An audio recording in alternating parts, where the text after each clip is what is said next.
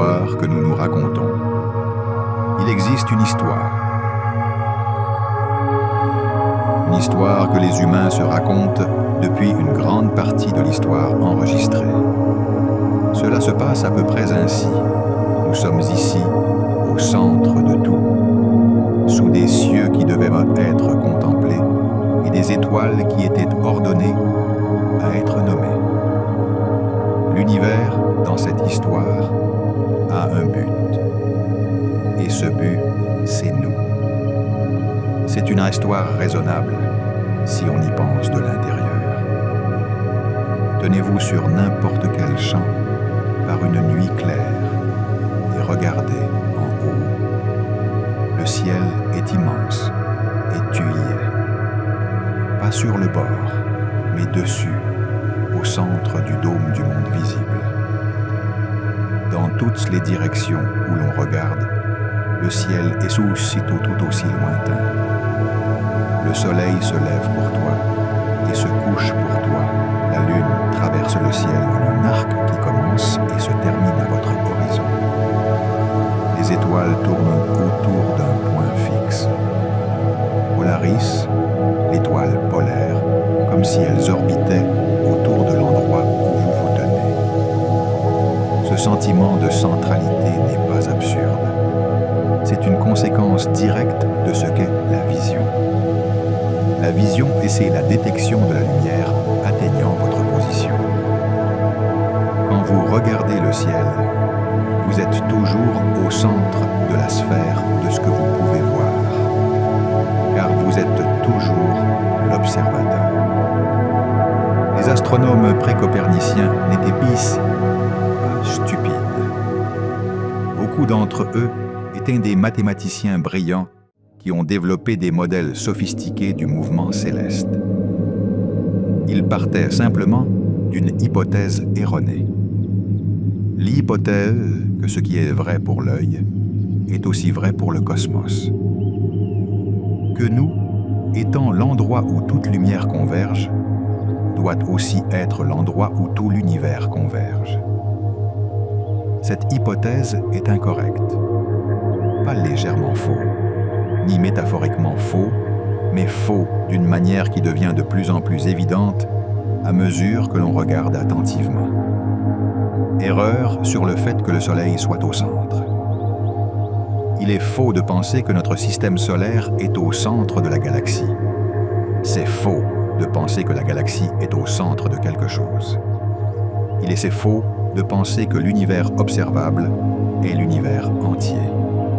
À chaque pas vers l'extérieur, l'histoire de notre centralité s'effondre un peu plus et la réalité commence à devenir visible. Et cette image porte sur la véritable échelle de notre situation et notre taille par rapport à tout le reste. Les chiffres en jeu ne sont pas seulement importants. Ce sont des chiffres que le cerveau humain n'a pas vraiment la capacité de ressentir. Ils peuvent se connaître intellectuellement, mais ils résistent à l'idée d'être complètement absorbés. Ce que nous pouvons faire, c'est les parcourir avec précaution, du petit au grand, en utilisant des comparaisons qui essaient de ramener l'abstrait dans le concret. Chaque pas vous éloignera un peu plus du terrain familier de l'expérience humaine ordinaire.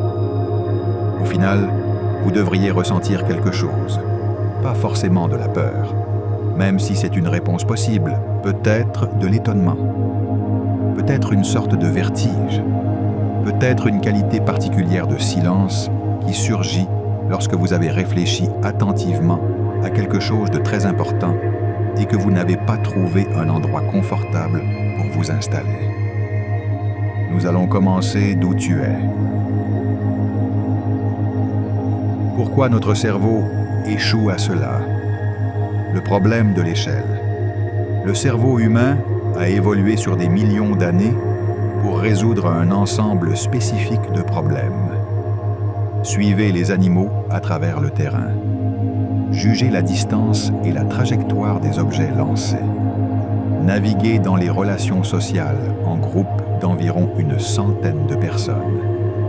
Reconnaître les visages. anticiper le comportement des prédateurs. Trouvez de la nourriture et souvenez-vous où elle était. Aucun de ces problèmes ne nécessitait de penser à 1 milliard de choses. Le plus grand nombre ayant un sens dans la vie quotidienne de nos ancêtres était probablement quelques milliers. Le nombre de personnes dans un grand rassemblement, le nombre d'animaux dans un troupeau, le nombre de jours dans un long voyage. Au-delà de quelques milliers, le cerveau ne génère aucun véritable sens de la quantité. Il engendre le concept de coûte beaucoup et laisse la valeur précise au système de comptage qu'il a inventé. C'est la racine du problème avec l'échelle cosmique. Quand on entend que l'univers observable fait 93 milliards d'années-lumière de diamètre, on ne ressent pas une quantité. Vous reconnaissez un nombre et une unité, mais le nombre est tellement éloigné de tout ce que votre système perceptif a traité qu'il vous vient essentiellement à l'esprit comme un symbole.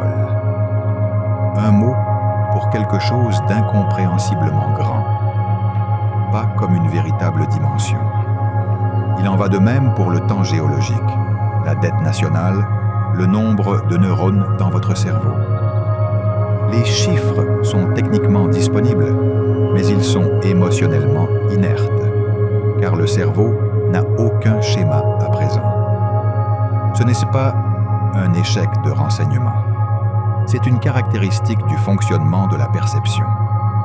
Lorsque les chercheurs étudient comment les gens comparent intuitivement de grands nombres, ils constatent que le cerveau se déplace vers une échelle logarithmique à nombres élevés, ce qui signifie que la plupart des gens ne perçoivent pas beaucoup de différence entre 1 million, 1 billion et 1 trillion. Ils sont tous simplement beaucoup. Le fait qu'un trillion soit 1000 fois plus grand qu'un million est intellectuellement perceptible, mais pas viscéralement. Il y a une preuve que les chercheurs utilisent parfois. Demandez à quelqu'un de cligner des yeux une fois pour chaque million de dollars de dette nationale. Cligne des yeux pour 1 million de dollars. Il clignote pendant 1 trillion. De 1000 milliards, le taux de clignement nécessaire pour suivre la différence est physiquement impossible. Et le message est clair. Ces chiffres ne sont pas seulement élevés. Ils diffèrent en temps nature des chiffres avec lesquels les humains ont réellement expérimenté. Voyez-y ainsi. 1 million de secondes, c'est environ 11,5 jours. 1 trillion de secondes, c'est environ 30 et 1,7 ans. 1 trillion de secondes correspond à environ 30 et 1700 ans. Plus que toute l'histoire enregistrée de l'humanité. La même multiplication qui prend des jours, des années, puis des millénaires s'applique aux échelles de l'univers.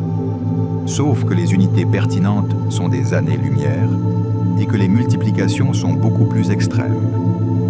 L'expérience humaine de magnitude est épuisée d'environ 1000 personnes. Tout ce qui est au-dessus est abstrait. Tout ce qui dépasse 1 million est presque indiscernable en termes de sensations. Et pourtant, l'univers nous oblige à travailler avec des nombres comme un septillion, un 1 suivi de 24 zéros, comme s'ils étaient routiniers.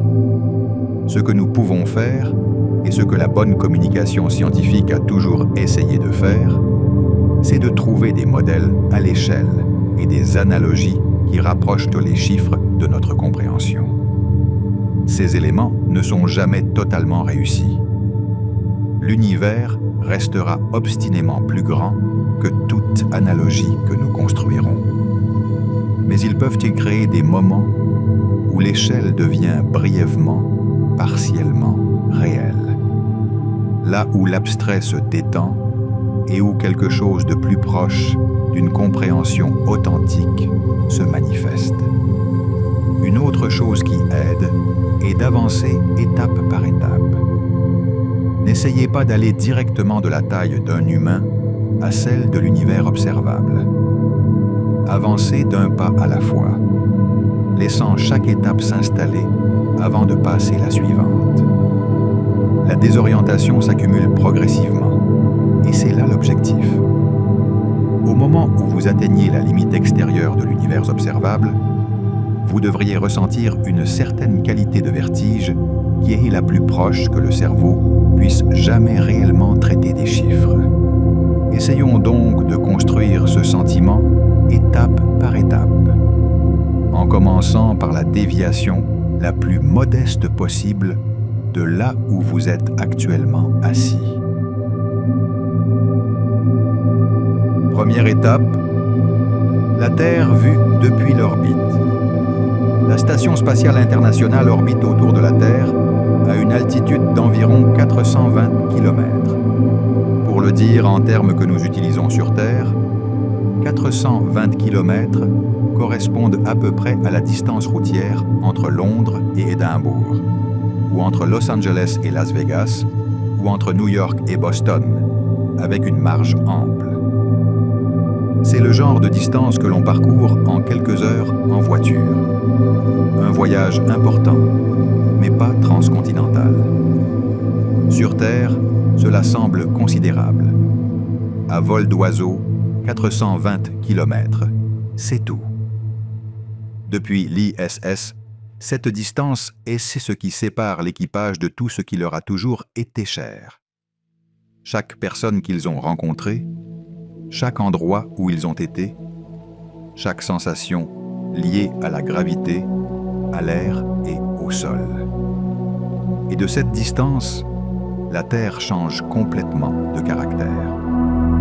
Ce que l'équipage de l'ISS voit à travers les fenêtres du module de coupole, un dôme en verre installé spécifiquement pour l'observation et la photographie, c'est la planète entière en dessous d'eux. Pas une pièce, pas une région, mais toute sa courbure visible d'un coup d'œil.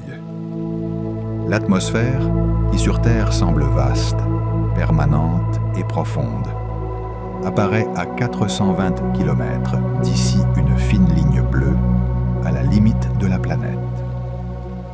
Une brume translucide. Presque rien. Cette vision porte désormais un nom. L'effet de vue d'ensemble, inventé par l'écrivain Frank White après avoir passé des années à interviewer des astronautes sur ce qu'ils ressentaient. Le terme décrit le changement psychologique qui se produit lorsque l'on voit la Terre dans son ensemble, vue de l'extérieur, face au vide noir qui l'entoure. Astronaute après astronaute la décrit avec les mêmes mots. Fragile, petit, beau, complet. L'ancienne astronaute de la NASA, Christina Koch, la décrit comme voyant qu'il s'agit d'une seule planète avec une atmosphère partagée.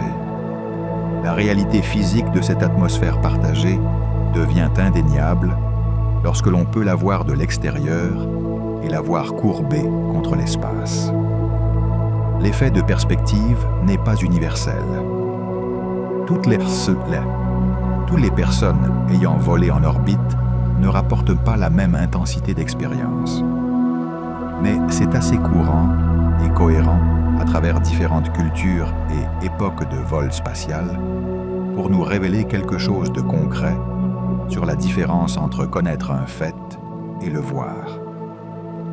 Nous savons tous que la Terre est une sphère. Nous savons tous que l'espace est sombre. Mais le voir, regarder la planète réelle de l'extérieur, en temps réel, de ses propres yeux, fait quelque chose qu'aucune connaissance ne peut accomplir à elle. À elle seule, le savoir devient réel. À 420 km, la Terre semble déjà petite.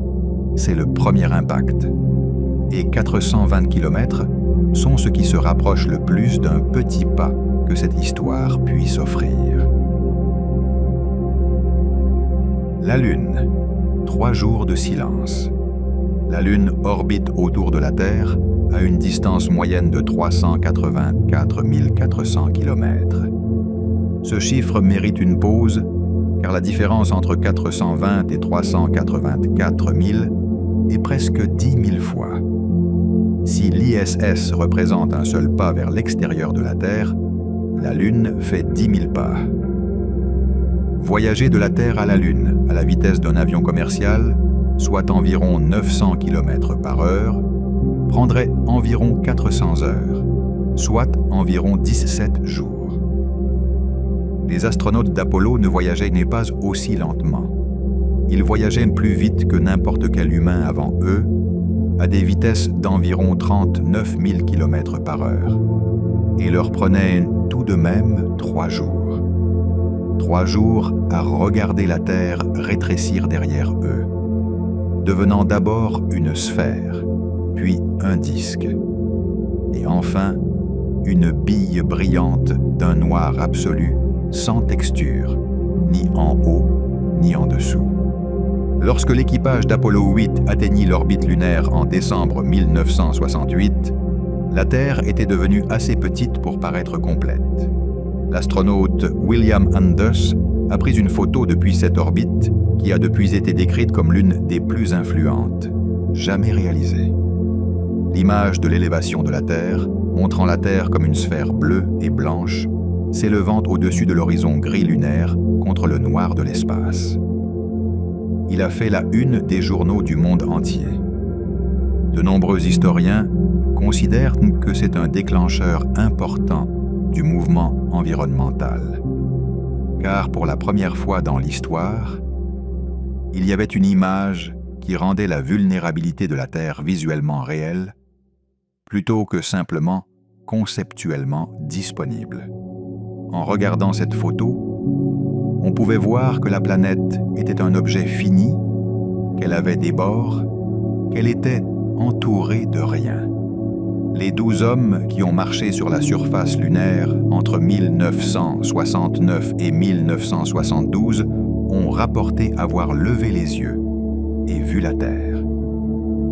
Un petit point lumineux, une bille. Edgar Mitchell, la 6e personne à marcher sur la Lune, leva les yeux pendant sa marche et vit la Terre dans le ciel noir, décrivant un moment de reconnaissance. Un sentiment que la séparation entre lui et l'univers était quelque chose que son cerveau avait inventé. Il fonda ensuite une organisation dédiée à l'étude de la conscience. Il a dit que l'expérience de voir la Terre depuis la Lune a été la plus transformatrice de sa vie. La distance Terre-Lune, 384 400 km, équivaut à la largeur totale d'environ 30 planètes, terres placées côte à côte. 30 terres. Cette distance, qui a pris 3 jours pour les humains les plus rapides jamais parcourus, n'est rien comparé à ce qui vient ensuite. Le Soleil, notre étoile la plus proche, déjà incroyable. Le Soleil se trouve à 149,6 millions de kilomètres de la lumière Tierra. Là, voyageant à 300 000 km par seconde, il faut 8 minutes et 20 secondes pour parcourir cette distance. C'est assez rapide pour que si vous pouviez voyager à la vitesse de la lumière, la limite absolue de vitesse de l'univers, vous pourriez faire le tour de la Terre 7,5 fois en une seule seconde. Et pourtant, le Soleil est suffisamment loin pour que même à cette vitesse, le trajet dure plus de 8 minutes. Voici une façon d'essayer de ressentir cette distance. Si la Terre avait la taille d'un grain de sable, environ 1 millimètre de diamètre, le Soleil, en conservant la même proportion, serait une sphère d'environ 1,4 mètre de diamètre. C'est à peu près la taille d'un ballon de plage ou d'un grand ballon de sport. Et il serait situé à environ 150 mètres de ce grain de sable. Pas dans la même pièce. Pas de l'autre côté d'un couloir. À 150 mètres, ce qui équivaut à peu près à un bloc et demi de la ville. Tenez-vous à côté d'un grain de sable sur le trottoir et imaginez un ballon de plage situé quelque part au-delà de ce que vous pouvez facilement voir. C'est la relation Terre-Soleil, comprimée. À cette échelle, la Lune serait une sphère d'environ 3 mm de diamètre, à peine plus grande que le grain de sable terrestre, située à environ 40 cm de la Terre. Et l'étoile la plus proche de notre Soleil, Proxima Centauri, serait à 40 000 km. À l'échelle du grain de sable, l'étoile voisine la plus proche est plus éloignée que la distance réelle entre la Terre et la Lune. C'est le caractère fondamental du système solaire. Principalement, l'espace vide. Les planètes sont de minuscules objets séparés par d'énormes distances, tout tenus faiblement ensemble par la gravité d'une étoile qui, en elle-même, est un petit objet dans le contexte de la galaxie qu'elle habite. Et pourtant, le Soleil, selon les standards humains, est vaste. Son diamètre est d'environ 1,4 million de kilomètres. On pourrait y placer plus d'1 million de terres avec de la place en plus. Sa masse est si grande qu'elle représente environ 99,8% de la masse totale de l'ensemble du système solaire. Toutes les planètes, lunes, astéroïdes et comètes constituent ensemble les 0,2% restants. C'est là que cela devient encore plus déroutant. Le Soleil est ordinaire. C'est une naine jaune, classée G2A dans le catalogue stellaire, située dans la plage moyenne des tailles et températures stellaires. Ce n'est ni l'un des plus grands, ni des plus brillants, ni des plus chauds. Les étoiles naines rouges, qui sont plus petites, plus froides et plus faibles, sont en réalité le type le plus courant dans la Voie lactée, représentant environ 70% de toutes les étoiles. Et à l'extrémité la plus grande, il y a des étoiles géantes et hypergéantes qui font paraître le Soleil petit, de la même manière que le Soleil fait paraître la Terre minuscule. Certaines des plus grandes étoiles connues dépassent Prokookumi presque le cadre de l'analogie. Stephenson 2-18, une hypergéante rouge dans la constellation de Scutum, a un rayon estimé à environ 2150 fois celui du Soleil. Si Stephenson 2-18 était placé là où se trouve notre Soleil, il engloutirait Mercure, Vénus, la Terre, Mars, Jupiter, Saturne, et s'étendrait même jusqu'à l'orbite d'Uranus. Dans le modèle du grain de sable, où le Soleil est un ballon de plage à 150 mètres de la Terre, Stephenson 2-18 serait une sphère d'environ 3 km de diamètre, plus haute que certaines montagnes. C'est une étoile unique. Il y a des centaines de milliards d'étoiles dans la Voie lactée. Beaucoup d'entre eux sont bien plus grands que le Soleil, et chacun d'eux est un atome ordinaire de la galaxie. Un point unique dans un disque d'étoiles qui s'étend sur plus de 100 000 années-lumière. La Voie lactée, la galaxie que nous avons du mal à comprendre. La galaxie de la Voie lactée mesure environ 100 000 années-lumière de diamètre. 100 000 années-lumière. On estime que son disque a environ 1000 années-lumière d'épaisseur à la plupart des endroits, avec un renflement central un peu plus épais. Il contient entre 200 et 400 milliards d'étoiles, selon la façon dont les plus faibles sont comptées. En son centre se trouve un trou noir supermassif, Sagittaire à étoile, avec une masse environ 4 millions de fois celle de notre Soleil. Une année-lumière équivaut à 9,46 billions de kilomètres. La Voie lactée en compte 100 000. Les chiffres dépassent vraiment ce que nous pouvons ressentir de manière tangible, mais il y a une approche qui s'en rapproche. Si tout le système solaire, jusqu'à l'orbite de Neptune, qui est environ 30 fois plus éloigné du Soleil que la Terre, rétrécissait à la taille d'un grain de sable, la Voie lactée mesurerait environ 50 km de diamètre sur lui. L'ensemble du système solaire, comprimé à un point trop petit pour être vu sans loupe, et la galaxie qui l'abrite ont toujours la taille d'une modeste métropole. À la même échelle, l'étoile la plus proche de notre Soleil, Proxima Centauri, à seulement 4,24 années-lumière, serait à quelques mètres du grain de sable qui représente notre système solaire. Les étoiles de notre région de la galaxie se situent, en moyenne, à peu près à cette distance. Des milliards de kilomètres d'espace vide entre chacune.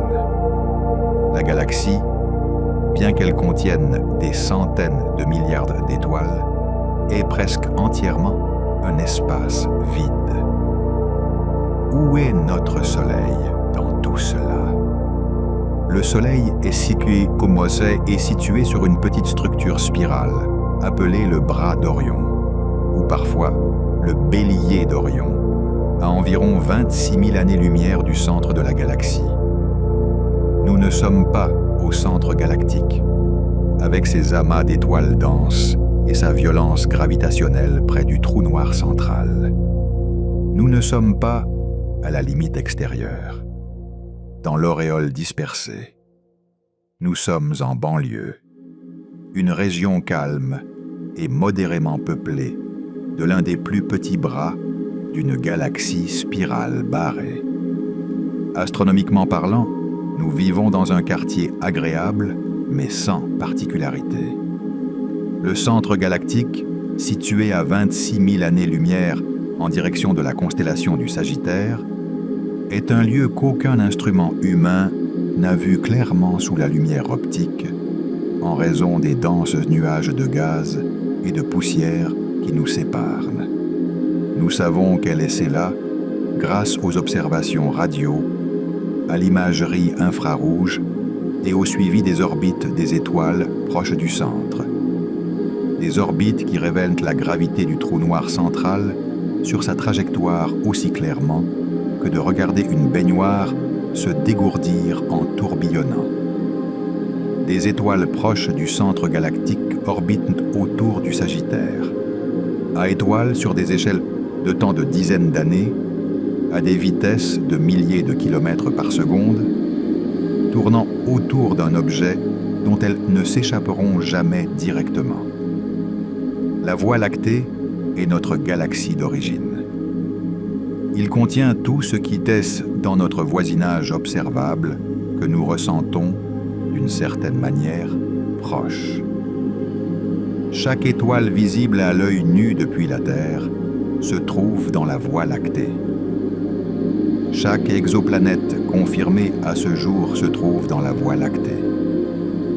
La galaxie la plus proche, la galaxie d'Andromède, se trouve à 2,5 millions d'années-lumière, soit environ 25 fois le diamètre complet de la Voie lactée. La Voie lactée n'est pas un endroit mince. Et ce n'est qu'une galaxie parmi environ 2000 milliards dans l'univers observable. Le groupe local est ce qui rôde à 2,5 millions d'années-lumière. La Voie lactée n'est pas seule. Il appartient à un ensemble de galaxies gravitationnellement liées, appelé le groupe local, un amas de plus de 54 membres connus, répartis dans une région d'environ 10 millions d'années-lumière de diamètre. Les deux membres dominants du groupe local sont la Voie lactée et la galaxie d'Andromède, M30E, selon sa désignation dans le catalogue. Andromède est l'objet le plus lointain visible à l'œil nu depuis la Terre. Apparaissant comme une tache pâle et allongée dans la constellation d'Andromède, lors de nuits très claires. Leur faiblesse apparente est trompeuse. Ce n'est pas un petit objet. C'est une grande galaxie spirale, contenant peut-être 1 billion d'étoiles, de taille et de structure similaire à la Voie lactée. Elle est faible, car elle se trouve à 2,5 millions d'années-lumière. La lumière que vous voyez en regardant Andromède de vos propres yeux a 2,5 millions d'années. Il a quitté cette galaxie alors que nos ancêtres étaient des hominidés, avant les outils en pierre, vivant encore en Afrique et ne faisant rien qui laisserait une trace archéologique reconnaissable. Au moment où cette lumière a atteint vos yeux, la civilisation humaine avait émergé, prospéré et produit cette vidéo que vous regardez maintenant. Andromède et la Voie lactée se rapprochent. Les deux galaxies convergent à environ 110 km par seconde, rapidement, selon n'importe quel standard humain. Bien que modeste comparé à certaines vitesses de fusion galactique, et devrait n'y commencer le processus de fusion dans environ 4,5 milliards d'années, avec un processus qui prendra des centaines de millions d'années à être complété. La structure résultante sera un tout autre type de galaxie, probablement une galaxie elliptique, avec les bras spirales gracieux des deux prédécesseurs modifiés et désordonnés par les forces de fusion. Les astronomes ont déjà donné un nom à cette galaxie future, Milkomeda, un acronyme contenant les noms de ces deux galaxies parentes. Les fusions galactiques ne sont pas des collisions au sens quotidien. Les étoiles à l'intérieur des galaxies sont séparées par des distances si énormes par rapport aux étoiles elles-mêmes. Même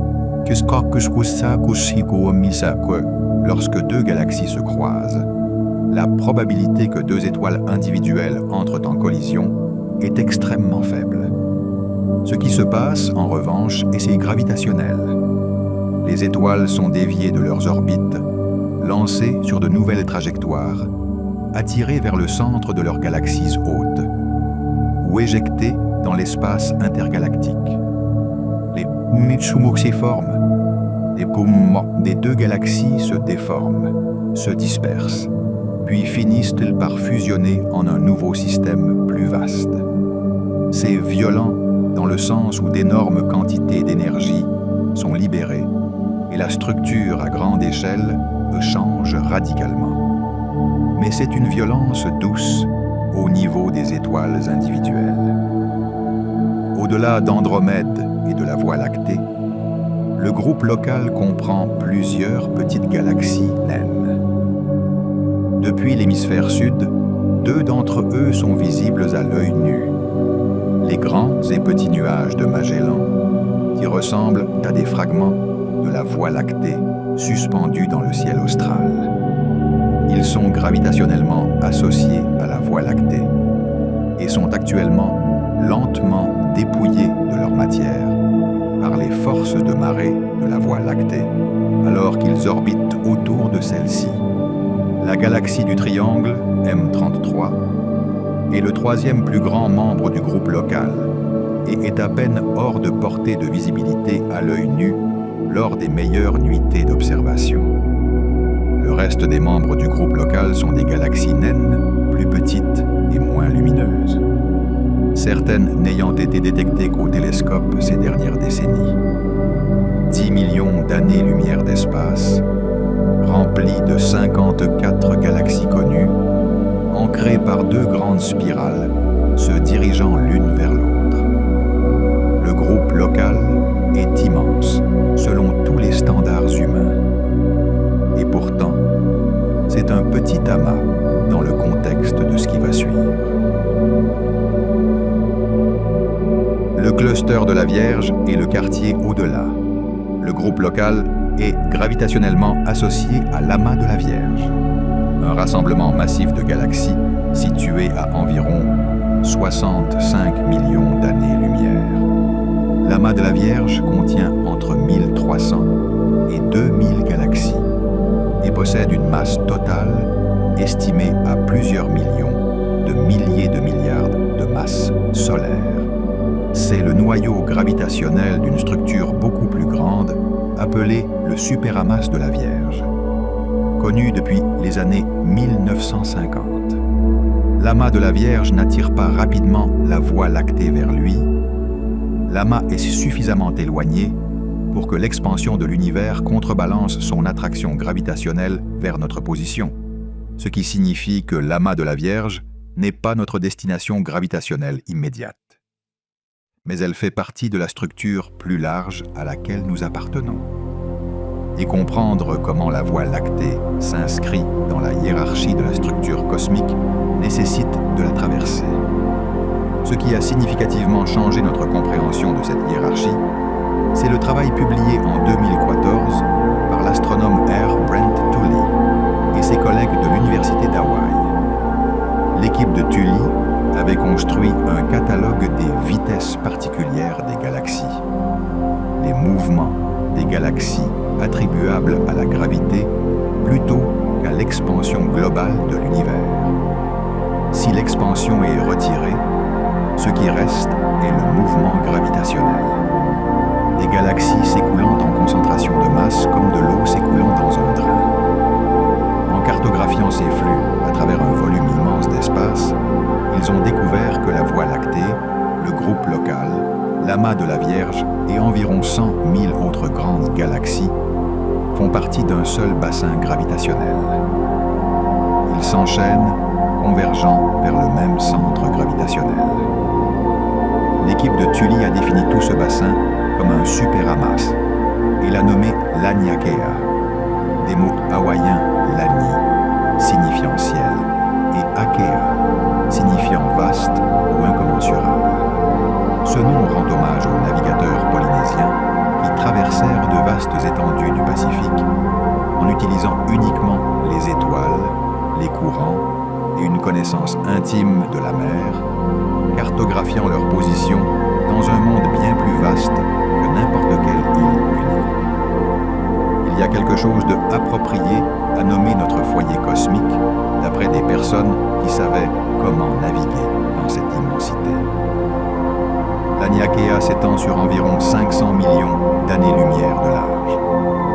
Il contient une masse combinée équivalente à environ 100 millions de milliards de fois la masse de notre Soleil. Ces 100 000 galaxies membres sont intriquées à travers une structure de filaments et de vide, tous s'écoulant dans la même direction générale vers le cœur gravitationnel du superamas. Une région appelée le Grand Attracteur. Le Grand Attracteur est se situer à environ 160 millions d'années-lumière de la Voie lactée, en direction de la constellation du Centaure. Ce n'est pas un objet unique, mais une dense concentration d'amas de galaxies, les amas de Norma, Centaure et Hydra, entre autres, dont la gravité combinée crée un puits gravitationnel qui influence le mouvement de tout ce qui se trouve à Laniakea. Nous sommes attirés par lui. La Voie lactée se déplace à plusieurs centaines de kilomètres par seconde par rapport au fond cosmique, et une part importante de ce mouvement est dirigée vers le Grand Attracteur.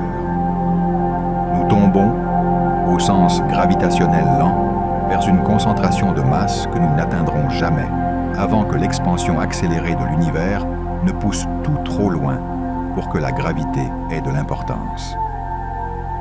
Où se trouve la Voie lactée à Laniakea? Pas au centre. Près du bord extérieur, près de la frontière avec un complexe de superamas voisins appelé Persée-Poisson. Si Laniakea était un pays, nous vivrions dans un village près de la frontière, loin de la capitale. Et même Laniakea n'est pas la couche finale de la structure.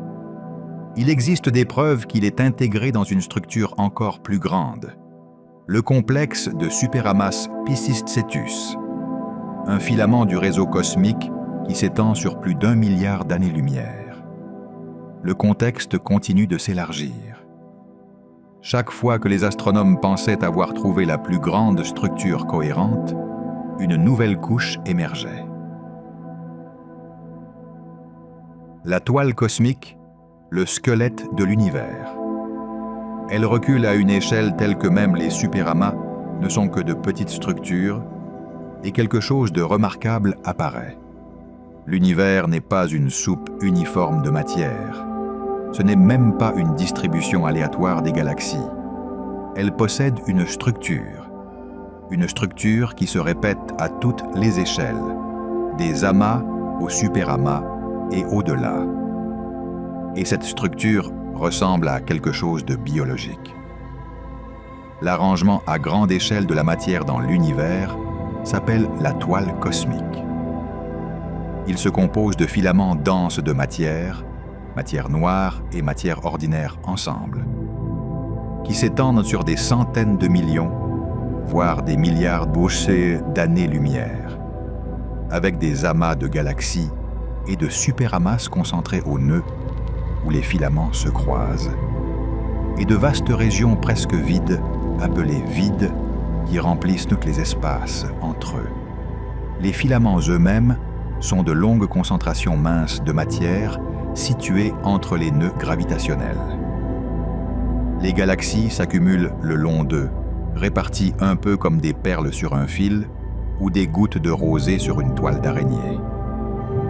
Les intersections, où plusieurs filaments se rencontrent, sont là où se forment les structures les plus massives, les grands amas de galaxies avec leurs milliers de galaxies membres, leurs gaz intra-amas chauds qui brillent sous les rayons X, et leur puits gravitationnel suffisamment profond pour faire courber la lumière visiblement. Entre les filaments se trouvent les évides, les grandes bulles vides de la toile cosmique. Ils ne sont pas vraiment vides, ils contiennent de la matière diffuse, des amas de galaxies isolées et un fond de matière noire pâle. Mais ils sont dramatiquement clairsemés comparés aux filaments, et leurs frontières marquent la transition entre la structure riche et connectée du réseau et les arrière-pays dispersés et déconnectés. Certains vides font des centaines de millions d'années-lumière de diamètre. Si vous viviez dans une galaxie profondément dans un vide, vous pourriez regarder dehors et ne voir presque rien. Les plus proches grands amas de galaxies pourraient se trouver à des centaines de millions d'années-lumière. La toile cosmique, si saisissante visuellement depuis notre point de vue, serait presque invisible depuis le vide, car il n'y aurait presque rien pour en tracer les contours. La Voie lactée se trouve près du vide local, une région clairsemée qui s'étend sur des centaines de millions d'années-lumière, à peu près dans la direction opposée à celle de l'amas de la Vierge. Nous sommes au bord d'un vide, à la frontière où le vide rare rencontre la structure légèrement plus dense des filaments menant à l'amas de la Vierge et au-delà, vers le grand attracteur. La toile cosmique n'avait pas de concepteur. Elle est née des graines des fluctuations quantiques, de petites variations aléatoires de la densité de la matière qui existaient dans les premiers instants après le Big Bang. Ces variations étaient incroyablement faibles, des différences de densité d'une seule partie sur 100 000. Pendant 13,8 milliards d'années, la gravité a amplifié ces minuscules variations. Les régions légèrement plus denses que la moyenne attiraient plus de matière, ce qui les rendait encore plus denses, augmentant leur capacité à en attirer encore plus. Les régions un peu moins denses perdaient de la matière au profit de leurs voisines et devenaient de plus en plus vides. Le petit est devenu plus petit. Le dense est devenu plus dense. Le réseau est passé de presque rien pour devenir la vaste structure que nous pouvons aujourd'hui observer et cartographier. Tout ce qui existe, chaque galaxie, chaque étoile, chaque planète, chaque être vivant, est le résultat de ces minuscules fluctuations quantiques dans les premières fractions de seconde. L'univers observable, la limite de la lumière. Nous arrivons maintenant à la limite extérieure de ce que l'on peut voir et nous rencontrons immédiatement l'un des faits les plus déstabilisants de toute la cosmologie. L'univers observable est la région de l'espace d'où la lumière a eu le temps de nous atteindre depuis le Big Bang. Puisque le Big Bang s'est produit il y a environ 13,8 milliards d'années et que la lumière ne peut pas voyager plus vite que 300 000 km par seconde, on pourrait s'attendre à ce que l'univers observable s'étende sur 13,8 milliards d'années-lumière dans toutes les directions. Ce n'est pas le cas. Elle s'étend sur environ 46 milliards d'années-lumière dans toutes les directions, donnant à l'univers observable un diamètre total d'environ 93 milliards d'années-lumière. La raison de ce paradoxe, un univers qui semble être près de 3 fois et demi plus vieux que sa taille, mesuré en années-lumière, est l'expansion cosmique. L'espace lui-même s'est étendu depuis le Big Bang, et cette extension entraîne de la matière avec lui. Les galaxies dont nous recevons la lumière aujourd'hui étaient bien plus proches de nous lorsqu'elles l'ont émise qu'elles ne le sont aujourd'hui. Pendant le temps que cette lumière nous atteigne, l'univers s'est étendu, emmenant ces galaxies bien plus loin. La lumière que nous voyons aujourd'hui, provenant des objets les plus lointains de l'univers, a été émise, alors que ces objets étaient peut-être à 1 milliard d'années-lumière. Ces mêmes objets sont maintenant à environ 46 milliards d'années-lumière de nous, car l'espace entre les deux a été étiré. Cette expansion se produit partout simultanément. Il n'y a pas de centre à partir duquel s'étendre. Chaque point de l'univers est, de son propre point de vue, au centre de l'expansion. Tous les autres points semblent s'en éloigner. C'est la nature du Big Bang. Pas une explosion dans l'espace, mais une expansion de l'espace lui-même, comme la surface d'un ballon qui se gonfle. Toute paire de points sur le ballon se sépare à mesure qu'il se gonfle. Non pas parce qu'il traverse le caoutchouc, mais parce que le caoutchouc entre eux grandit. L'univers observable contient environ 2000 milliards de galaxies. Ce chiffre, 2000 milliards de dollars, a été révisé à la hausse par les astronomes en 2016 à partir d'une estimation antérieure d'environ 200 milliards de dollars. Basée sur une analyse plus approfondie des observations du champ profond de Hubble, combinée à des modèles de galaxies trop faibles pour être détectés directement. 2 billions de galaxies. Chacune d'elles est un système d'étoiles, de gaz et de matière noire, chacune avec sa propre histoire de plusieurs milliards d'années, chacune avec des planètes orbitant autour de la plupart de ces étoiles, chacune trop éloignée pour que nous puissions la visiter, et la plupart trop éloignées pour être vues en détail. Le nombre d'étoiles dans l'univers observable est estimé à environ un septillion, un 1 suivi de 24 zéros. Pour comparaison, il y a environ 7,5 quintillions de grains de sable sur toutes les plages de la Terre, un suivi de 18 zéros. Il y a environ 1 million de fois plus d'étoiles dans l'univers observable que de grains de sable sur toutes les plages de la planète. Et la plupart de ces étoiles ont des planètes. Le nombre de planètes dans l'univers observable est probablement supérieur au nombre d'étoiles, car la plupart des étoiles en possèdent plus d'une. Il y a une démonstration de cette profondeur qui, plus que n'importe quel nombre, transmet ce dont nous parlons vraiment. En 1995, des astronomes ont pointé le télescope spatial Hubble vers un fragment de ciel dans la constellation de la Grande Ourse. Un fragment si petit qu'il serait recouvert d'un grain de sable, tenu à portée de bras de vos yeux. Ils ont laissé le télescope observer cette partie pendant 10 jours consécutifs, collectant des photons qui seraient autrement invisibles. Ce qu'ils ont trouvé dans cette petite bande était environ 3000 galaxies. Pas des étoiles, galaxies. Chacun est un système de centaines de millions à des centaines de milliards d'étoiles. Le champ profond Hubble Extreme, compilé en 2012 à partir d'expositions encore plus longues, a révélé environ 5500 galaxies dans un fragment de ciel tout aussi minuscule. Et dans n'importe quelle direction que vous pointez un télescope, vous trouvez la même chose. Des galaxies à toute profondeur, allant de relativement proches jusqu'à près de 13 milliards d'années-lumière, empilées les unes derrière les autres comme des spectateurs dans un stade qui s'étend jusqu'à l'horizon.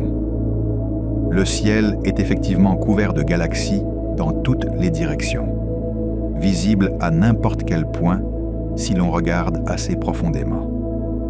Il y a environ 40 et 1000 degrés carrés dans la sphère totale du ciel. En extrapolant à tous et en tenant compte des milliards de galaxies trop faibles pour être détectées même avec les meilleurs instruments actuels, nous arrivons à cette estimation de 2 milliards de dollars. 2 billions de galaxies dans la région de l'univers que nous pouvons observer depuis notre emplacement particulier en ce moment même. Dans cet univers observable, la Voie lactée est l'une des 2 trillions. En termes de masse stellaire, elle se situe dans la gamme intermédiaire, loin d'être la plus petite galaxie, mais pas la plus grande non plus. Dans l'immense éventail de galaxies, la Voie lactée est ordinaire. Au-delà de l'horizon, ce que nous ne pouvons pas voir, la limite de l'univers observable n'est pas la limite de l'univers.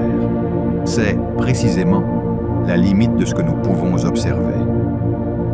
Au-delà de l'horizon des particules, la frontière sphérique située à 46 milliards d'années-lumière dans toutes les directions, l'univers continue presque certainement.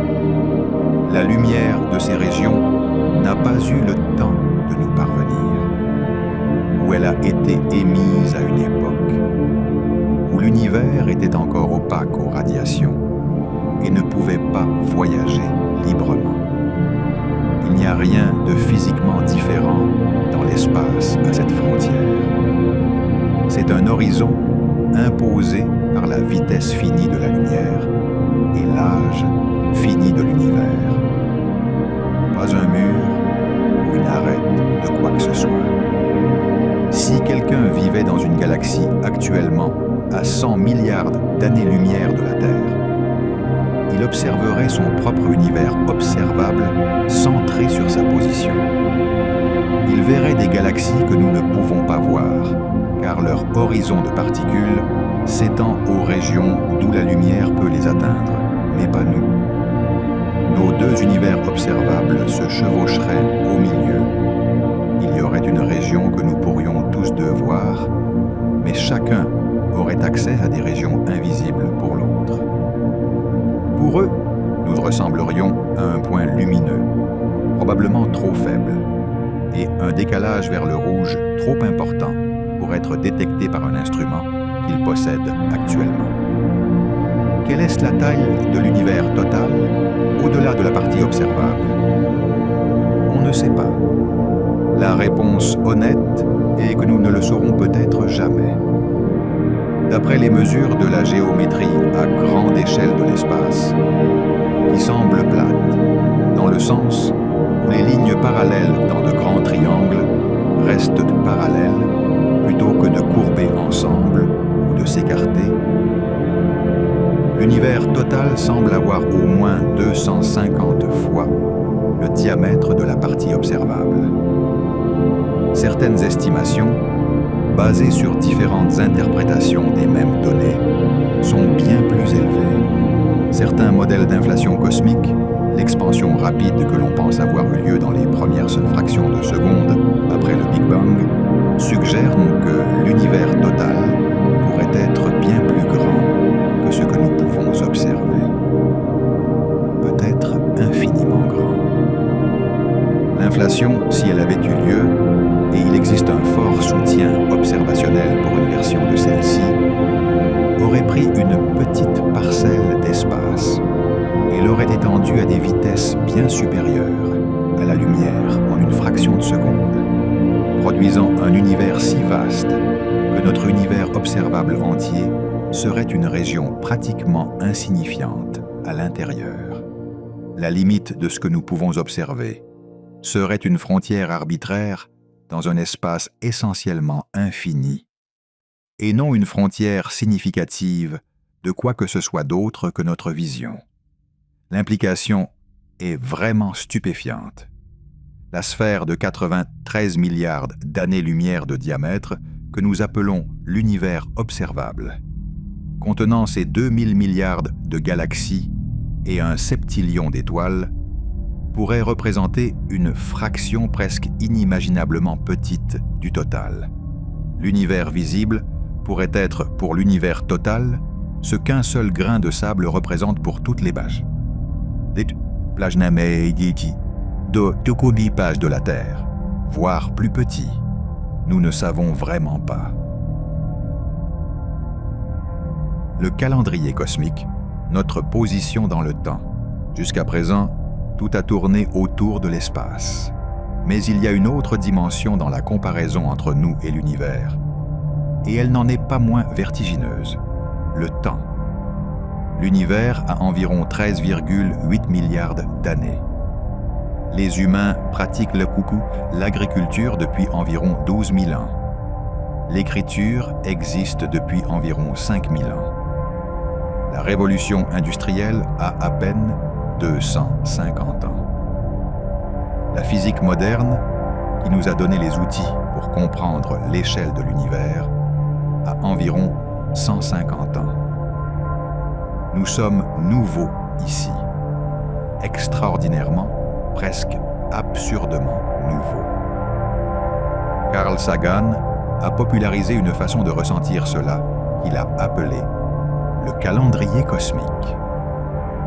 Il condense toute l'histoire de l'univers vieux de 13,8 milliards d'années en une seule année civile, de minuit le 1er janvier à minuit le 30 et 1 décembre. À cette échelle, chaque mois représente un peu plus de 1,1 milliard d'années.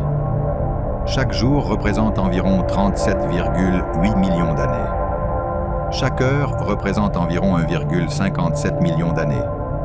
Chaque seconde représente environ 438 ans. Dans cette année comprimée, le Big Bang a lieu à minuit le 1er janvier.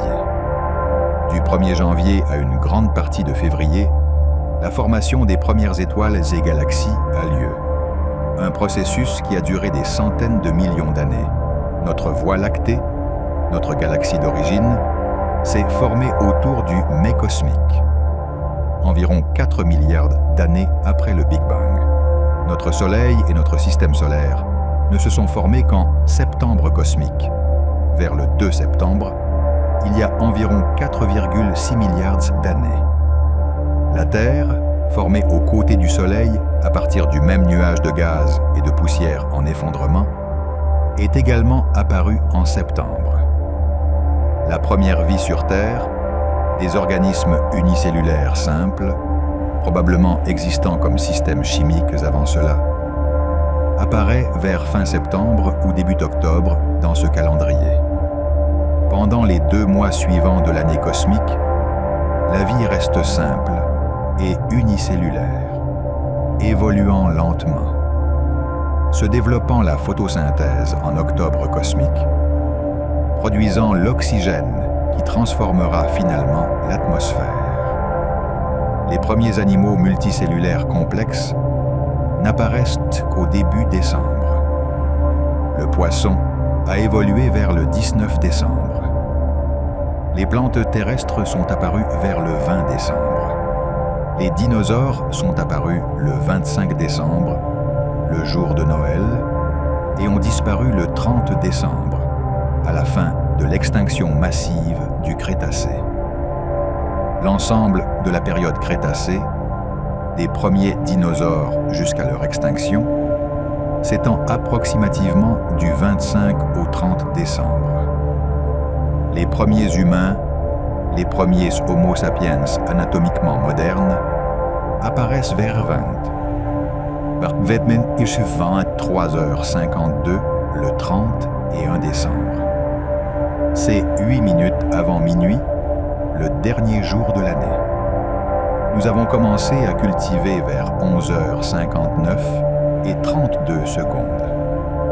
La grande pyramide de Gizeh a été construite à 11h59 et 50 et 1 seconde. L'Empire romain monta et tomba dans les dernières secondes de l'année. Le Columbus est arrivé dans les Amériques vers 11h59 et 58 secondes. Toute l'histoire de la science moderne, de Galilée au télescope spatial James Webb, s'est déroulée dans les 2 dernières secondes de l'année cosmique. Toute l'histoire enregistrée de l'humanité, chaque bataille, chaque empire, chaque philosophie, chaque œuvre d'art, chaque révolution technologique, du feu au microprocesseur. Les 10 dernières secondes du 30 et 1 décembre. Chaque personne dont tu reconnais le nom, chaque figure historique que tu as étudiée ou admirée, a vécu dans ces 10 dernières secondes. Et une seule vie humaine, 80 ans, représente environ 0,18 secondes cosmiques. Toute votre vie, à l'échelle de l'univers, est un clin d'œil qui se produit vers la fin du dernier moment d'une année qui contient presque tout. L'histoire du déplacement. Aucune de ces connaissances n'est naturelle ou intuitive. Il fallait la mériter pas à pas, en luttant contre la conviction humaine persistante que nous sommes au centre des choses.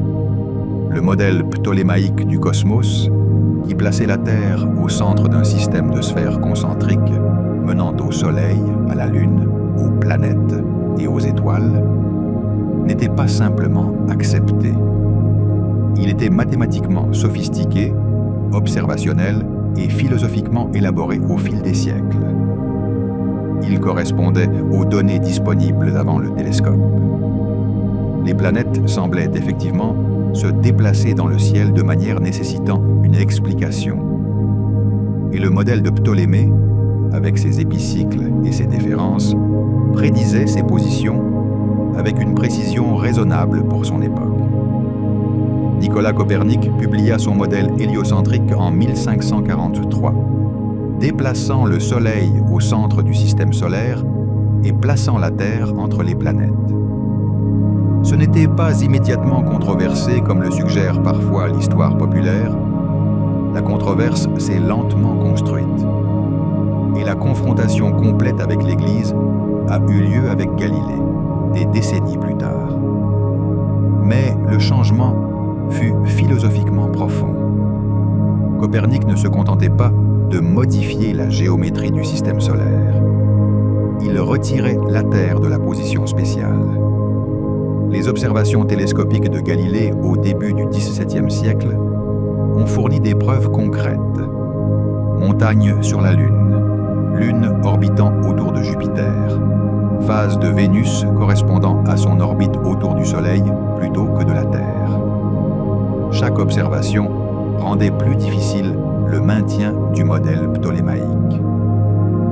Johannes Kepler, travaillant avec les mesures précises des positions planétaires de Tycho Brahe, a montré que les planètes se déplaçaient en ellipse et non en cercle. Une découverte qui a éliminé le dernier argument purement esthétique en faveur du géocentrisme, l'idée selon laquelle le mouvement circulaire parfait correspondait aux cieux. Au début du XVIIIe siècle, les modèles héliocentriques du système solaire étaient acceptés par pratiquement tous les astronomes actifs. Mais le système solaire restait, dans l'esprit de la plupart des gens, l'étendue de l'univers. Les étoiles étaient des points fixes dans une sphère lointaine, leur distance inconnue, leur nature incertaine. S'il s'agissait d'autres soleils, s'il y avait d'autres systèmes solaires, si la Voie lactée n'était qu'une partie de quelque chose de plus grand, ces questions restèrent sans réponse jusqu'à bien plus tard. William Herschel, à la fin du XVIIIe et au début du XIXe siècle, fit la première tentative sérieuse de cartographier la Voie lactée en comptant les étoiles dans différentes directions. Sa carte plaçait le Soleil près du centre de la galaxie. Incorrecte, mais une véritable tentative scientifique. L'idée que la Voie lactée est une certaine structure, qu'elle soit un disque d'étoiles plutôt qu'une distribution aléatoire, était déjà une avancée. Arlo Shapley a corrigé l'erreur de Herschel au début du XXe siècle en étudiant la distribution des amas globulaires, des boules denses de centaines de milliers d'étoiles orbitant autour du centre galactique. Il a constaté qu'ils étaient concentrés dans la direction du Sagittaire, pas répartis uniformément autour de nous, indiquant que le centre galactique était de loin dans cette direction et que nous étions quelque part sur le disque extérieur. Puis Edwin Hubble, dans les années 1920, a tranché le débat de longue date sur la question de savoir si les nébuleuses, visibles sous forme de taches nuageuses de lumière dispersées dans le ciel, étaient soit des nuages de gaz proches à l'intérieur de la Voie lactée, soit des systèmes étoilés lointains comparables à la Voie lactée.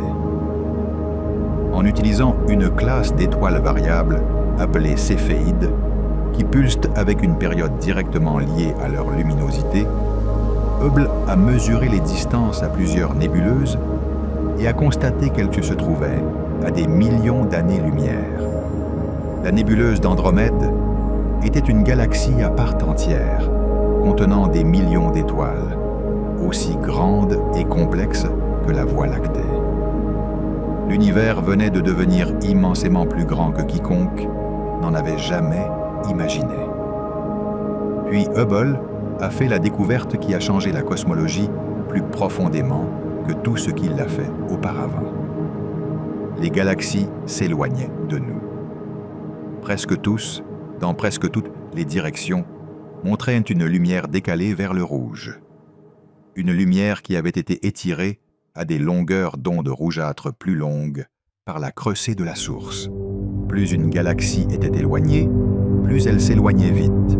L'univers s'étendait.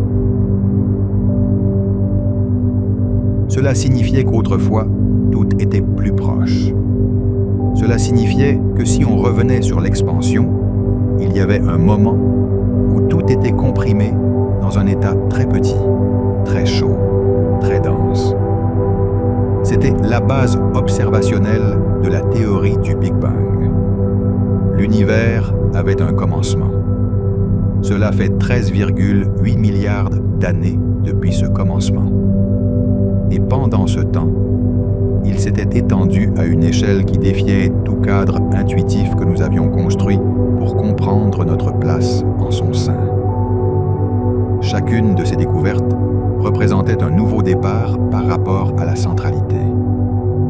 Copernic a déplacé la Terre du centre du système solaire. Shapley a déplacé le Soleil du centre de la galaxie. Hubble a montré que la galaxie n'était qu'une parmi tant d'autres. L'univers en expansion prouvait qu'il n'y avait aucun centre, ou plutôt que chaque point était également central. L'univers n'est pas organisé autour de nous.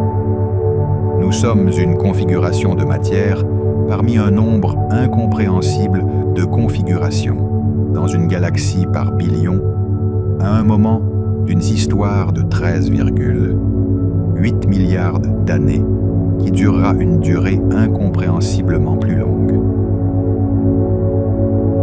Ce que notre petitesse implique vraiment. Et que peut-on déduire de tout cela? Que signifie être de la taille et de l'âge que nous avons, dans la place que nous occupons? L'implication la plus directe et la plus inconfortable. L'univers ne nous a pas laissé de place. Elle n'a pas été construite autour de nous. Il n'est pas au courant de nous. Les 93 milliards d'années-lumière de l'univers observable existaient bien avant notre apparition. Et la grande majorité n'a aucun lien avec nous. Aucune connexion causale. Aucune influence dans aucune direction. Rien qui puisse être décrit comme de la préoccupation, de l'attention ou une intention. La majeure partie des 13,8 milliards d'années d'histoire de l'univers s'est déroulée avant qu'aucune créature capable de l'expérimenter n'existe. Les 9 premiers milliards d'années ont produit des étoiles, des galaxies et des éléments lourds sans aucun observateur conscient que nous connaissions. Cette indifférence n'est pas hostile. L'indifférence ne demande aucune attention, et c'est précisément le but. L'univers n'est pas froid pour nous. Il n'a ni chaleur ni froid comme orientation pour quoi que ce soit. L'amas de galaxies, Abell 2029, situé à plus d'1 milliard d'années-lumière, contient plus de masse qu'on ne peut facilement l'imaginer. Aucune particule en son intérieur n'est affectée d'aucune manière par la vie ou la mort des humains, leur prospère-me ou leur destruction. L'indifférence de l'univers est si complète que l'appeler indifférence revient presque à l'anthropomorphisme. Cela implique la possibilité de l'inverse, du soin, là où aucune telle possibilité n'existe. L'implication troublante de notre taille n'est pas seulement que nous sommes petits. C'est ce que la petitesse implique dans un univers sans centre apparent, sans but évident, et sans mécanisme permettant à un point bleu pâle, à la lisière d'un superamas, d'avoir une quelconque signification cosmique. L'univers continuera bien après que toute trace de notre civilisation aura disparu. Le Soleil s'étendra en géante rouge dans environ 5 milliards d'années, engloutissant ou stérilisant la Terre au passage. Bien avant cela, dans 1 milliard d'années, selon les estimations actuelles, la luminosité accrue du Soleil rendra la surface de la Terre trop chaude pour supporter des océans d'eau liquide, mettant fin aux conditions que la vie complexe exige actuellement. Les étoiles s'éteindront sur des milliards d'années. Même les naines rouges à longue durée de vie, qui brûlent si lentement qu'elles peuvent persister pendant des dizaines de milliards d'années, finiront par manquer de carburant et s'estomperont. Les trous noirs finiront par s'évaporer sous le rayonnement de Hawking, sur des échelles de temps si longues qu'elles font paraître l'âge actuel de l'univers comme un simple croquis préliminaire. Un trou noir de masse stellaire mettrait environ 10 à 67 ans à s'évaporer. Et un trou noir supermassif mettrait 10 à 100 ans ou plus. Et alors, l'univers sera froid, sombre et essentiellement vide, et il le restera plus longtemps qu'il n'existe déjà. Beaucoup, bien plus longtemps. Toute notre civilisation, tout ce que nous avons construit, pensé, ressenti et débattu, ne laissera aucune trace sur cette chronologie. L'univers ne se souviendra pas de nous. Il ne restera plus rien dont je me souviendrai. Cette pensée a une qualité particulière à laquelle les philosophes sont revenus à plusieurs reprises à travers différentes époques. Le philosophe Blaise Pascal, écrivant au XVIIe siècle, alors que le passage du modèle ptolémaïque au modèle copernicien était encore relativement récent, captura cette sensation avec une précision inhabituelle. Il écrivit que le silence éternel des espaces infinis inspirait en lui la peur. Remarquez le mot « silence ». Pas hostilité, pas la terreur de quelque chose de menaçant, la terreur que rien ne réponde. De crier sur un univers qui n'a aucun mécanisme pour écouter. Cette peur particulière, la peur de l'absence totale de réponse, était plus ancienne que Pascal, mais il l'a exprimée d'une manière qui résonne encore. L'univers n'est pas menaçant, il n'écoute tout simplement pas. Et pour une espèce dont toute l'existence est organisée autour de la communication, du sens et de l'attente de la réponse, cette absence est véritablement troublante. Le physicien Richard Feynman l'a présenté différemment, avec sa franchise caractéristique. L'univers ne sait pas que nous sommes ici, observa-t-il. Et s'il ne sait pas que nous sommes ici, alors nous devons décider par nous-mêmes ce que cela signifie pour nous d'être ici.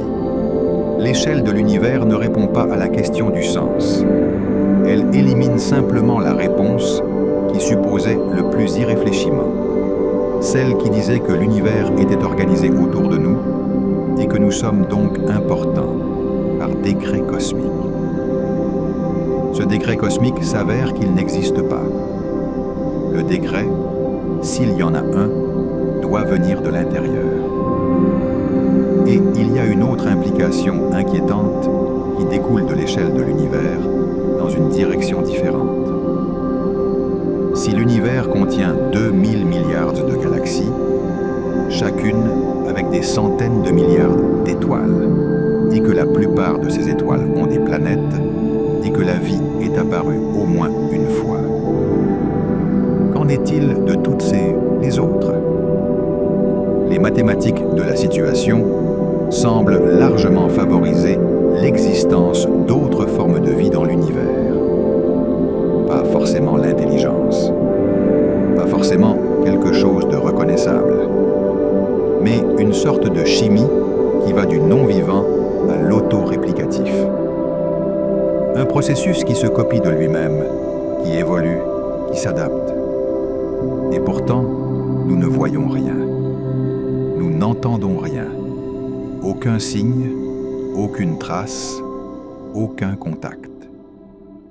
L'univers est vaste et ancien, et apparemment capable de produire la vie. Et de notre minuscule point de vue, il est complètement silencieux.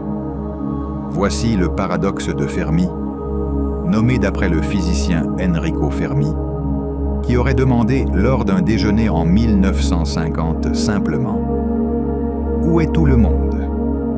Le silence a des explications possibles. Peut-être que la vie intelligente est effectivement rare. Peut-être que l'émergence d'une vie multicellulaire complexe ou de cerveaux capables de raisonnement abstrait ou de civilisation technologique nécessite une série d'étapes improbables, chacune filtrant la plupart des candidats. Peut-être que la vie intelligente se développe régulièrement, puis se détruit elle-même avant de pouvoir communiquer à travers les distances interstellaires. Une possibilité qui, pour une espèce intelligente dotée d'armes nucléaires et de la capacité de modifier son propre climat, a une résonance particulière et inconfortable. Peut-être communique-t-il d'une manière que nous ne reconnaissons pas, ou à des fréquences que nous n'avons pas entendues, ou n'a-t-il aucune raison de s'annoncer à des étrangers non vérifiés à travers le vide?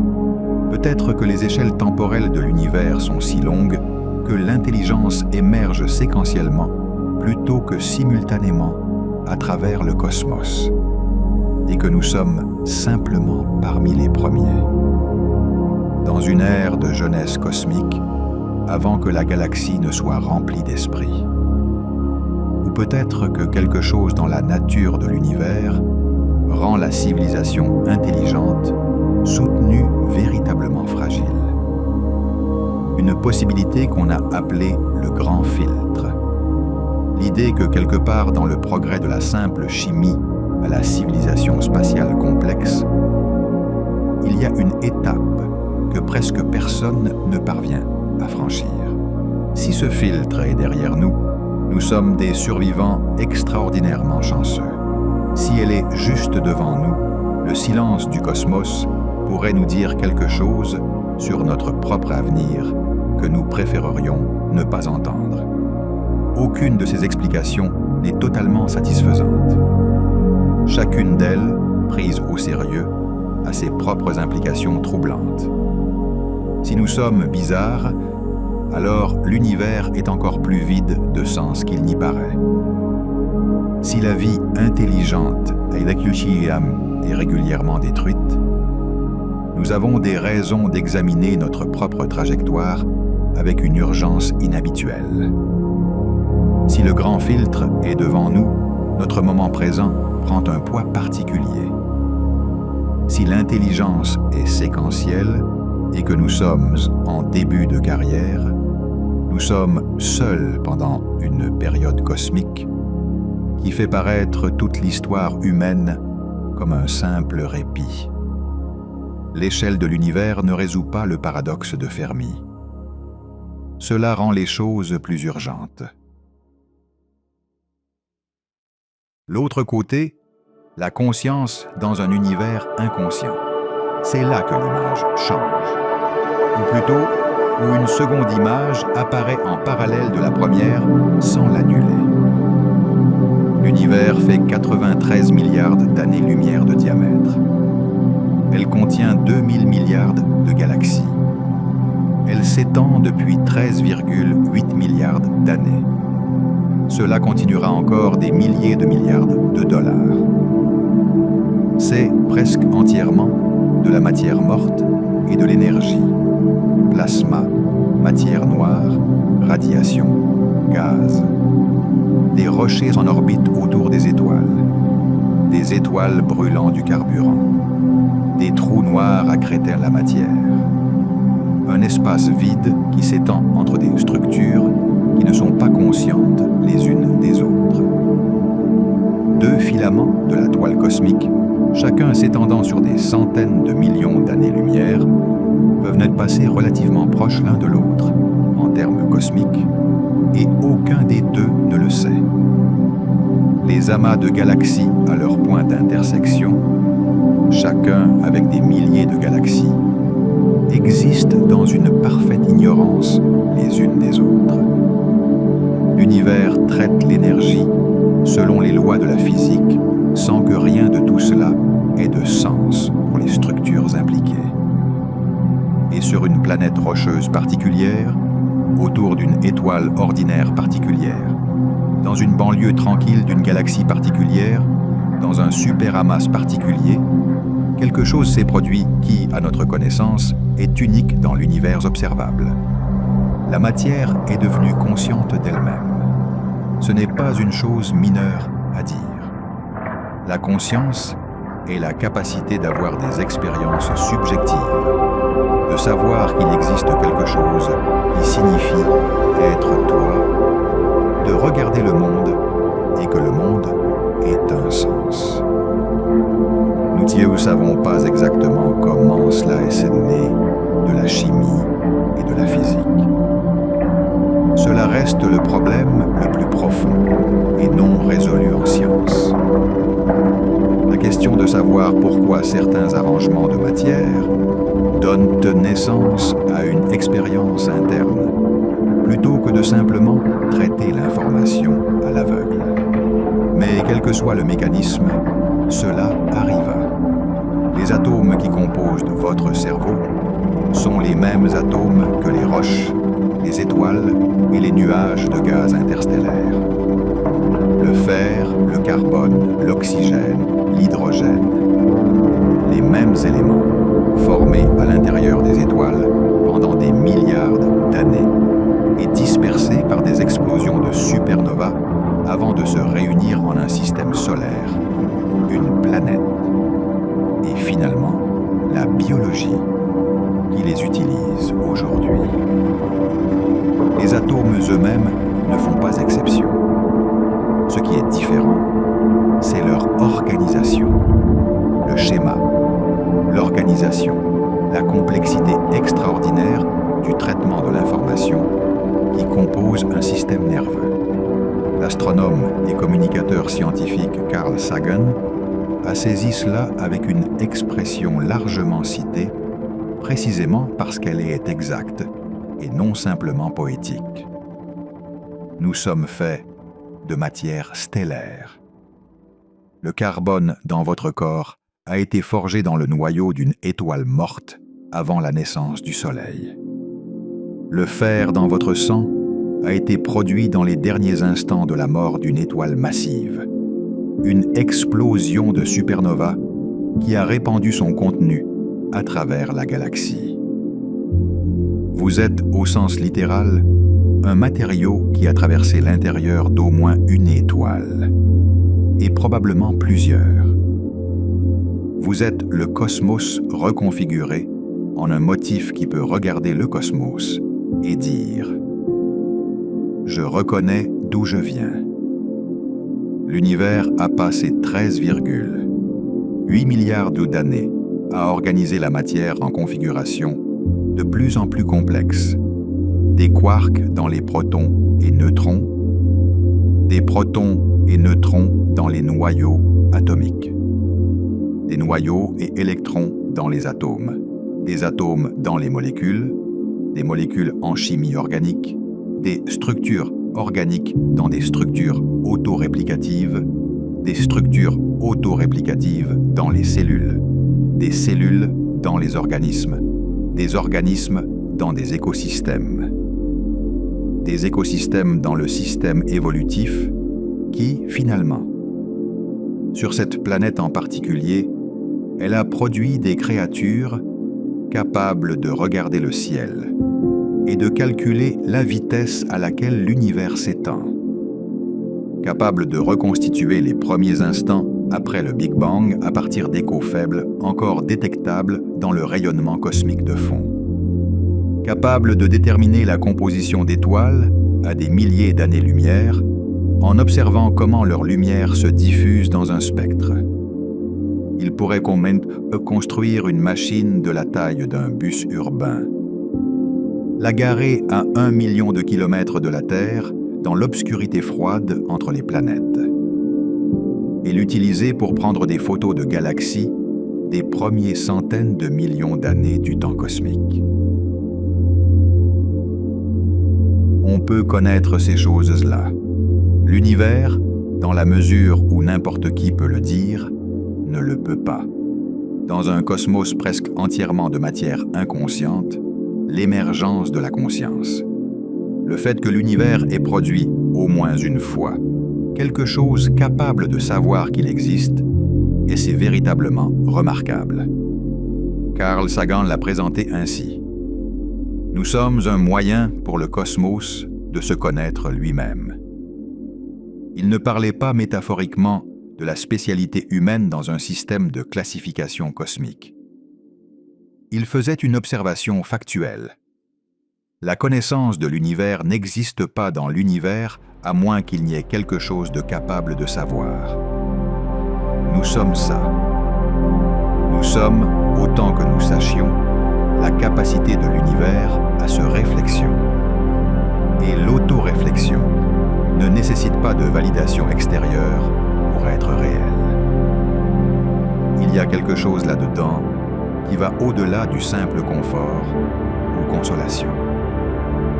Ce n'est pas que nous sommes importants parce que nous sommes conscients, ni que la conscience soit cosmologiquement significative d'une manière qui devrait nous faire nous sentir mieux par rapport à notre taille.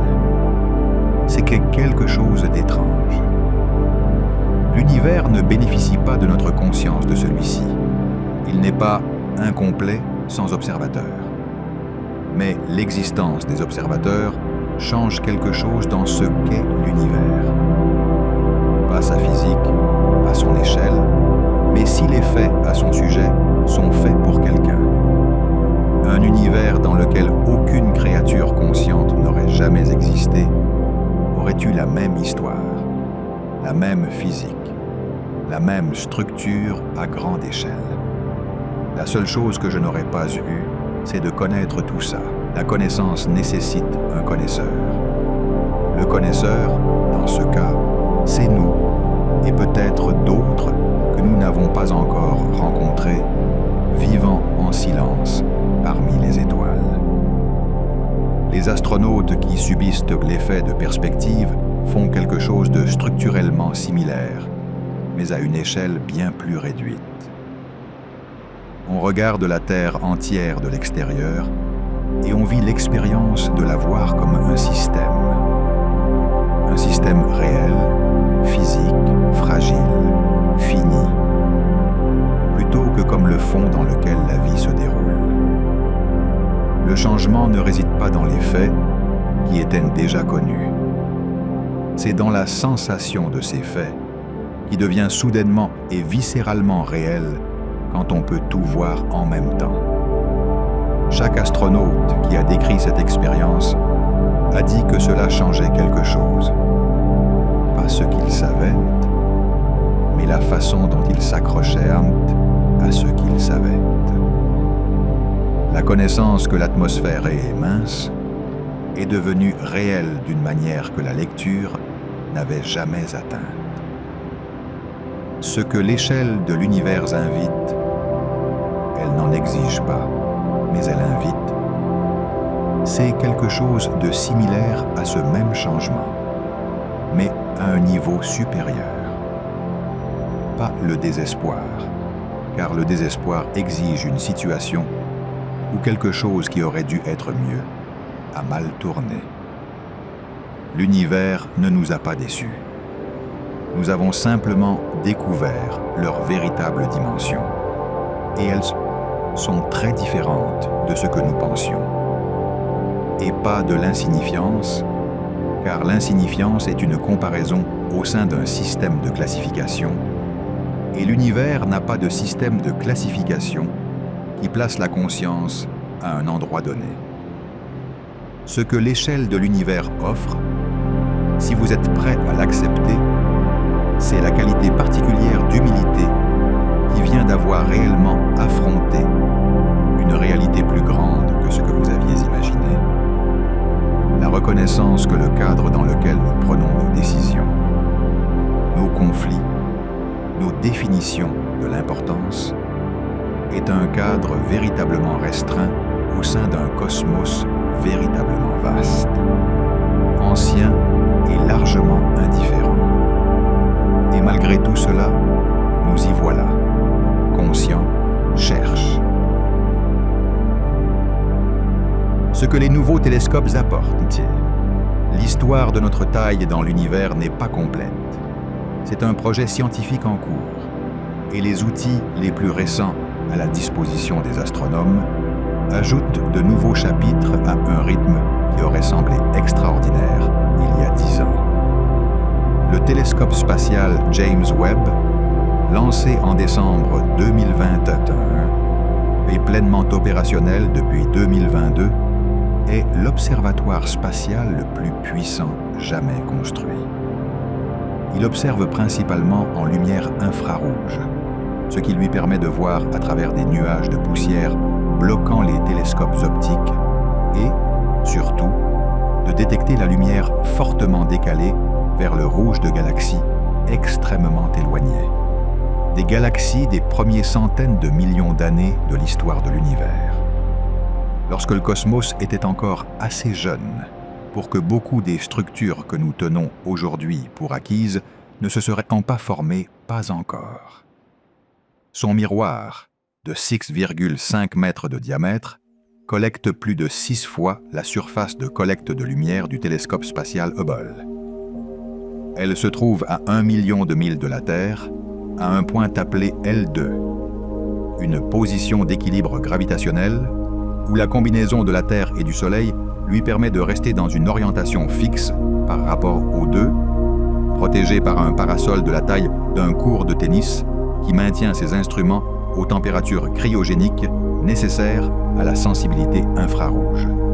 Ces premières observations ont immédiatement surpris. Parmi les plus évoquées, figure un ensemble de galaxies détectées entre les 500 et 700 premiers millions d'années de l'univers.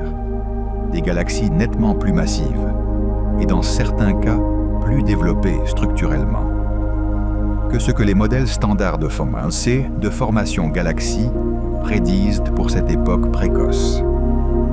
Lorsque ces résultats ont été publiés, ils ont suscité de nombreuses discussions et un certain choc parmi les cosmologistes. Une chercheuse, Erika Nelson de l'Université du Colorado, a décrit sa réaction à un ensemble de résultats simplement. C'est fou. Il l'a dit techniquement. Les galaxies semblaient avoir assemblé leur masse stellaire bien plus rapidement que ce que le cadre théorique dominant ne l'explique facilement. Ces résultats n'inversent pas le Big Bang. Ils ne suggèrent pas que l'univers est un âge ou une taille différent de ce que nous pensions.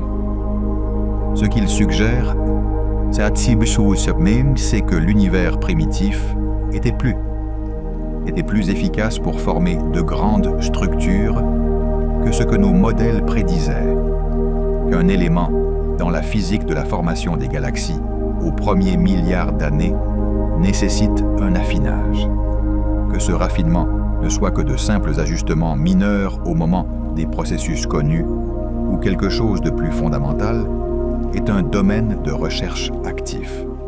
Le télescope spatial James Webb a essentiellement ouvert une nouvelle fenêtre sur une ère de l'histoire cosmique qui était auparavant presque inaccessible, et la vue à travers cette fenêtre nous apprend déjà des choses qui révisent notre compréhension de la façon dont nous en sommes arrivés là. Webb autorise également, pour la première fois, les astronomes à analyser en détail la chimie atmosphérique des planètes orbitant autour d'autres étoiles, exoplanètes. En détail, lorsqu'une planète passe devant son étoile, une petite fraction de la lumière de l'étoile filtre à travers l'atmosphère avant d'atteindre nos télescopes. La manière dont différentes longueurs d'onde de cette lumière sont absorbées ou transmises révèle les molécules présentes dans l'atmosphère. Vapeur d'eau, dioxyde de carbone, méthane, dioxyde de soufre et potentiellement d'autres. C'est vraiment une science nouvelle. Il y a 50 ans, l'existence des exoplanètes était théorique. Il y a 30 ans, nous en avions confirmé quelques-uns. Aujourd'hui, nous avons confirmé plus de 5000 exemplaires. Et le télescope spatial James Webb commence à nous dire de quoi est faite son atmosphère. Mais il y a quelque chose de plus profond dans notre taille dans l'univers que même le télescope le plus puissant ne peut pas comprendre, car il ne s'agit pas de ce que nous pouvons voir, mais de ce dont nous sommes faits. Et ici, l'image devient encore plus désorientante. La matière ordinaire, la substance qui compose les étoiles, les planètes, les nuages de gaz, les humains et tout ce que les astronomes étudient depuis toute leur vie professionnelle, représente environ 5% du contenu énergétique total de l'univers. 5%. Le reste est composé de deux choses que nous ne pouvons pas détecter directement et que nous ne comprenons pas: la matière noire et l'énergie noire. La matière noire représente environ 27% du contenu énergétique total de l'univers. Il n'émet pas, n'absorbe pas et ne réfléchit pas la lumière, d'où son nom. Elle n'interagit avec la matière ordinaire que par la gravité. Nous savons qu'elle existe parce que les galaxies tournent d'une manière qui ne peut s'expliquer par la seule masse de leurs étoiles visibles. Les régions extérieures des galaxies spirales tournent trop vite, ce qui implique qu'elles se sont plongées dans des halos de masse supplémentaires que nous ne pouvons pas voir. Nous savons qu'elle existe parce que les amas de galaxies décourbent la lumière des objets plus éloignés, bien plus que leur masse visible ne le permettrait. Nous savons qu'il existe grâce à des cartes détaillées du fond cosmologique micro-ondes. La faible lueur du Big Bang, qui aurait un schéma différent de fluctuation de température si la matière noire n'existait pas. Ce qu'est réellement la matière noire, quelles particules, quels champs la composent, reste l'une des questions les plus profondes non résolues en physique. Des décennies d'expérience, des détecteurs souterrains aux recherches par collisionneurs ne l'ont pas identifié. L'énergie noire constitue les 68% restants, la composante dominante du contenu total de l'univers. C'est le nom donné à ce qui fait accélérer l'expansion de l'univers. Pendant la majeure partie de l'histoire de l'univers, on supposait que la gravité ralentirait progressivement l'expansion, que la masse de l'univers, sur des milliards d'années, finirait par arrêter l'expansion et peut-être l'inverser. En 1998, 2 équipes indépendantes étudiant des supernovas lointaines ont découvert le contraire. L'expansion s'accélère. L'univers ne ralentit pas sous sa propre gravité. Elle s'étend plus vite avec le temps, poussée par quelque chose à pression négative qui agit contre la gravité à la plus grande échelle. Ce quelque chose, c'est l'énergie noire. Sa nature est totalement inconnue. Le meilleur candidat théorique, une densité d'énergie constante associée au vide de l'espace, concorde raisonnablement bien avec les observations. Mais il ne peut être calculé à partir de principes fondamentaux sans produire une réponse terriblement incorrecte. Mettons tout cela ensemble. 68% d'énergie noire, nature inconnue. 27% de matière noire, nature inconnue. 5% de matière ordinaire, c'est-à-dire tout ce que nous avons vu, touché, construit ou étudié. Nous sommes faits de la composante minoritaire de l'univers. L'univers est principalement composé de choses invisibles pour nous, qui passent à travers nous sans interaction, que nous ne pouvons détecter que par leurs effets gravitationnels et leur influence sur la structure à grande échelle de l'espace. Dans chaque kilogramme d'air que vous respirez, dans chaque verre d'eau que vous buvez, dans chaque étoile observée à travers n'importe quel télescope, tout cela ensemble ne représente qu'une fraction de 5% de l'inventaire total. L'univers compte une énorme majorité de constituants qui, malgré des décennies d'efforts, restent presque totalement mystérieux. Cela signifie que l'histoire de notre taille est, en un sens, encore plus extrême qu'elle n'en paraît au premier abord. Nous ne sommes pas seulement petits spatialement et temporellement. Nous sommes faits de l'ingrédient le plus rare. L'univers est principalement composé de choses que nous ne pouvons pas percevoir directement, que nous ne pouvons pas encore caractériser, et que nous commençons à peine à cartographier à travers leurs effets vers les 5% que nous pouvons voir. Le fait silencieux est ce qu'il fallait en faire. En 1990, alors que le vaisseau voyageait, un accomplissait sa mission principale et se dirigeait vers le système solaire extérieur, Carl Sagan a convaincu la NASA de faire quelque chose d'inhabituel. Il plaidait pour cette idée depuis des années, qu'avant d'éteindre définitivement la caméra du vaisseau spatial pour économiser de l'énergie, il fallait la tourner une dernière fois pour regarder en arrière vers le système solaire intérieur depuis sa position actuelle. La NASA a finalement accepté. Le 14 février 1990, à une distance d'environ 6 milliards de kilomètres de la Terre, soit environ 40 fois celle du sol au Soleil, Voyager 1 a exécuté la manœuvre et a pris une série de photographies. Les images ont été assemblées en une mosaïque du système solaire vue de l'extérieur. Dans l'une de ces peintures, la Terre apparaît. c'est un minuscule point lumineux, de moins d'1 pixel de taille. C'est dans une bande de lumière dispersée, la lumière du soleil piégée dans les optiques de l'appareil, un arc-en-ciel d'artefacts, une masse de flashs de caméras traversant la place où se trouve la Terre. La Terre, sur cette image, est ce que Sagan appelait un point bleu pâle. Non pas parce qu'elle est bleue, comme le montrent des photographies célèbres de la Lune, cette image a été prise de bien plus loin, avec un objectif grand angle qui rendait toutes les planètes intérieures minuscules. La Terre est pâle, sombre et fragmentée. Un grain de poussière suspendu dans un rayon de soleil. Sagan a écrit sur cette image en 1994, dans un livre intitulé « The Image ».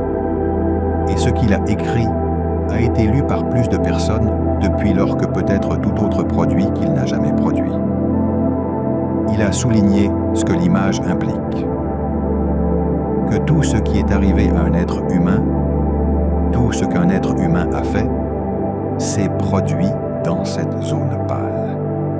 Chaque acte de bravoure et de cruauté, chaque civilisation, chaque extinction d'espèces, chaque œuvre d'art, chaque découverte scientifique, chaque enfant né et chaque personne morte, tout cela s'est produit en une fraction de pixels, flottant dans un vaste système solaire presque vide, qui est lui-même un petit système dans les banlieues extérieures d'une galaxie en 2 billions. Cette photographie en particulier, techniquement médiocre, scientifiquement routinière, juste une image de plus d'un vaisseau spatial ayant déjà produit des milliers de résultats scientifiques, est devenue l'une des images les plus reproduites de l'histoire des sciences. Elle prend le fait abstrait que la Terre est petite et la rend visible.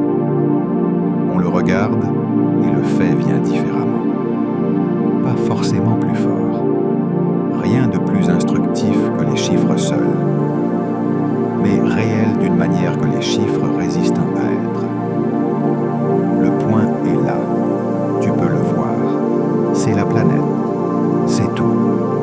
Nous en sommes à ce point. Nous sommes une note de bas de page dans un document que personne ne lit. Et pourtant, le document existe. Nous sommes petits. Nous sommes récents. Nous sommes composés d'environ 5% de l'inventaire total de l'univers, sur une planète autour d'une étoile ordinaire, à la limite d'un superamas, dans ce qui pourrait être une fraction presque insignifiante de l'univers total.